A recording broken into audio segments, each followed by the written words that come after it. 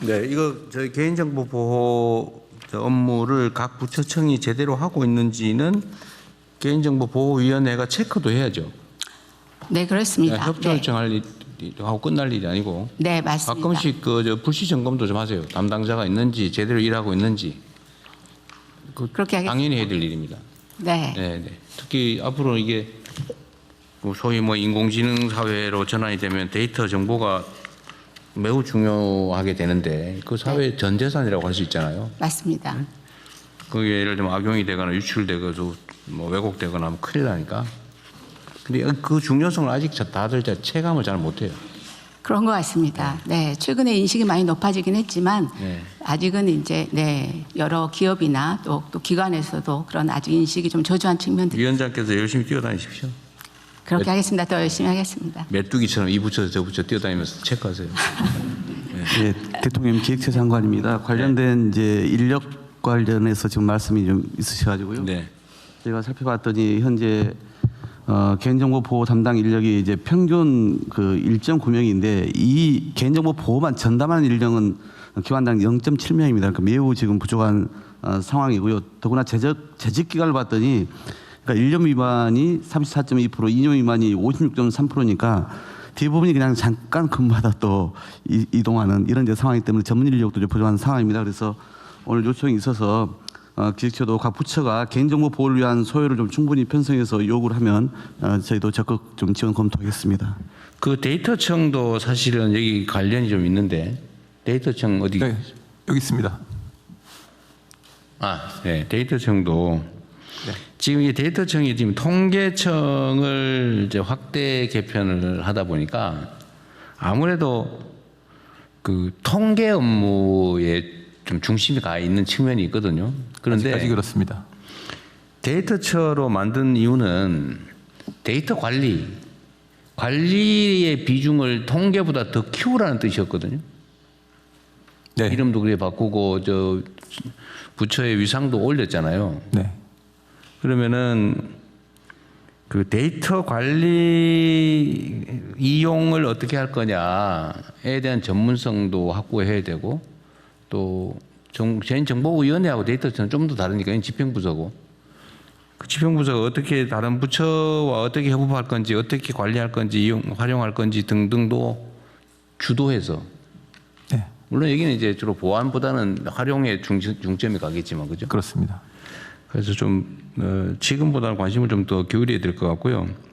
각 부처청의 데이터 개인정보 담당자와 사실은 데이터 담당은 거의 유사한 중복되는 측면이 있는데 네, 현재 그 개인정보 담당하고 그리고 정보보호 담당, 즉 보안 담당이 같이 이렇게 하는 경우도 있고 좀 큰 조직 같은 경우는 따로 하는 경우도 있습니다. 근데 데이터 활용은 조금 다른 측면인데. 네, 그러니까. 근데 그게 사실 활용과 보안은 동전의 양면 같은 거잖아요.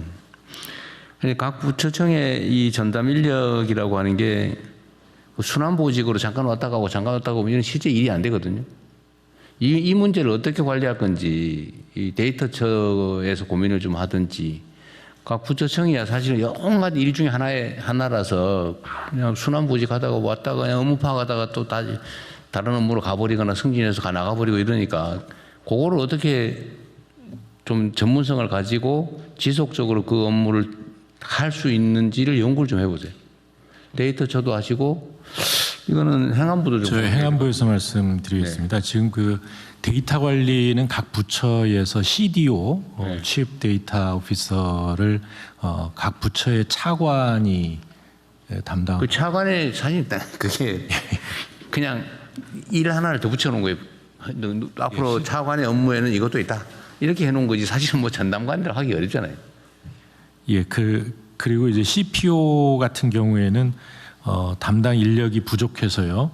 그러니까 지금 개인정보보호위원회의 요청에 의해서 51개 부처 96명을 보강해달라는 요청이 있었습니다. 그래서 기획예산처하고 인력 협의를 하고 있는 상황입니다. 근데 뭔 일만 생기면 자꾸 인력 증원 해가지고 전담 인력이라고 그렇게 하면 그 끝이 없고요.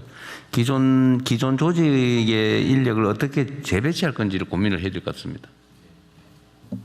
예. 네, 어쨌든 이 문제는 대한민국의 최종 데이터 관리 책임자 CDO는 누구예요? 네, 데이터처장입니다. 데이터처장이에요? 네.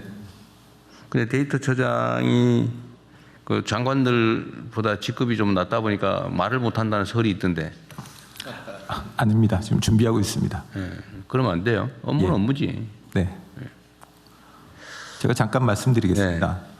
그 데이터 관리하는 인력을 당연히 그 각 부처마다 그 저희가 배치를 해야 되는데요. 그에 앞서서 각 부처가 소관 데이터를 관리하는 것이 먼저 더 중요합니다. 그렇죠. 네, 그 지금 AI 시대의 데이터는 AI용 데이터로 이전에 있던 행정자료나 정책 자료를 AI용 데이터로 전환시켜서 관리하는 것이 무엇보다 중요하고요. 그걸 위한 지금 선도 모델이 사실은 필요합니다. 그래서 선도 모델을 하나를 잡고 그걸 각 부처에 확산시켜서 각 부처의 AI 데이터를 전체적으로 관리할 수 있는 시스템이 생길 때 그때 각 부처의 CDO들이 제대로 일을 할 수 있다고 저는 생각을 하고요. 그래서 그거에 맞춰서 저희가 그 보고서를 지금 작성하고 있습니다. 안을 만들면 네. 곧바로 보고드리도록 하겠습니다. 과기부 총리, 사실 과기부의 이 데이터 문제는 핵심 과제 중에 하나 아닌가요? 네, 맞습니다. 결국에 데이터가 그 AI의 핵심이고 사실 이 부분에서 데이터처럼 좀 긴밀하게 협조를 해야 됩니다. 그리고 하나 좀 말씀드리고 싶은 부분은 데이터 쪽에서 이제 데이터 관리 그리고 개인정보에서 이런 개인정보를 사전에 이제 점검하는 부분도 중요하지만은 지금 시대적으로 인공지능으로 인해서 패러다임이 바뀌고 있습니다. 인공지능으로 해킹도 굉장히 쉽게 하고 있고 최근에 엔트로픽의 미토스가 굉장히 어떤 공격과 방어에서 굉장히 좀 기존의 어떤 체계를 완전히 무력화시킬 정도의 성능을 내고 있습니다. 사실 사전 예방 측면에서 우리가 많은 더 고민을 해야 됩니다. 그러니까 사실 뭐 징벌적 과징금을 때리고 뭐 이런 저희가 기존에도 정보보호 체계가 있습니다. ISMS, IMSP를 운영하고 있음에도 불구하고 사실 기업들이 이 인증 체계를 받았음에도 불구하고 해킹을 당하고 있습니다. 그러니까 저희가 이제 정부가 지금은 이제 이런 관리 체계도 중요하고 사실은 이제 사전 예방 측면에서 우리가 인공지능 시대에서 우리가 이 정보보호 체계를 어떻게 바라볼지를 좀 심도 있게 논의할 필요가 있겠습니다. 예, 그 과기부가 해야 될 일 중에 하나죠. 네, 맞습니다. 예, 하세요.